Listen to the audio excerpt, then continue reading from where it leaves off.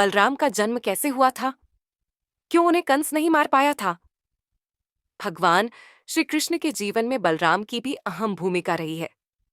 श्री कृष्ण की तरह जन्म के समय कंस से बलराम के प्राण को भी संकट था, लेकिन वो कंस के हाथों मरने से बच गए। ऐसा चमत्कार कैसे हुआ? चलिए जानते हैं इस दिलचस्प कथा के जरिए। कंस ने अपनी बहन देवकी को कारागार में डालकर उसकी सभी संतानों को मारने का निर्णय लिया।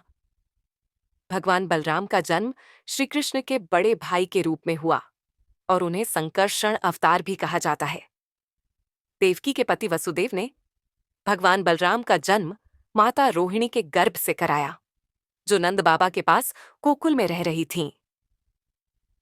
भगवान बलराम ने महाभारत के युद्ध में तटस्थ रहकर धर्म का पालन किया और कृषि, शक्ति और धर्म के संरक्षक माने जाते हैं।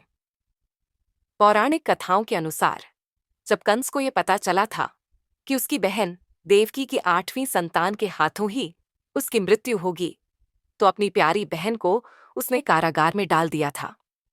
उसने पहले तो 7 संतानों को जीवित रखने का सोचा था, क्योंकि भविष्यवाणी के अनुसार उसे केवल 8वीं संतान से खतरा था।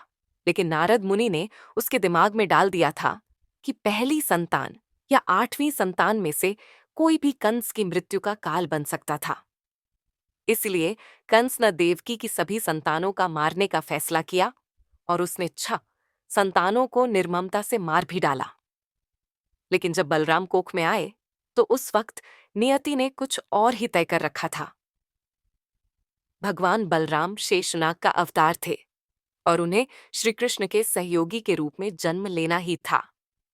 इसलिए श्री कृष्ण के बड़े भाई के रूप में उनका जन्म एक अद्भुत और दिव्य घटना के रूप में हुआ। उनके जन्म की कथा श्रीमद्भागवत महापुराण, हरिवंश पुराण और अन्य ग्रंथों में वर्णित है। कथा के अनुसार देवकी के पति वसुदेव जी की 2 पत्नियां थीं, देवकी और रोहिणी। कंस के डर से भगवान विष्णु की योग माया शक्ति ने देवकी के 7वें गर्भ को अदृश्य कर दिया और उसे रोहिणी के गर्भ में स्थानांतरित कर दिया। इसीलिए बलराम जी को संकर्षण अवतार भी कहा जाता है, जिसका अर्थ है गर्भ का स्थानांतरण। माता रोहिणी गोकुल में नंद बाबा के पास रह रही थीं। रोहिणी के गर्भ से बलराम जी का जन्म हुआ। बलराम अपने छोटे भाई कृष्ण के साथ, अपने पालक माता पिता के साथ, नंद और उनकी पत्नी यशोदा के घर में बड़े हुए। बलराम जी का रंग गोरा था, इसलिए उन्हें बलभद्र, बलदाऊ और दाऊ जी के नाम से भी जाना जाता है। बलराम जी के नाम में ही बल है, क्योंकि वे अत्यधिक शक्तिशाली थे। वे हल लेकर चलते थे, इसलिए उन्हें हलधर कहा जाता है। उन्होंने कृष्ण के साथ मिलकर कंस का नाश किया और धर्म की स्थापना में सहायता की। बलराम जी ने महाभारत में युद्ध नहीं किया, बल्कि तटस्थ रहकर धर्म का पालन किया। वे कृषि, शक्ति और धर्म के संरक्षक माने जाते हैं।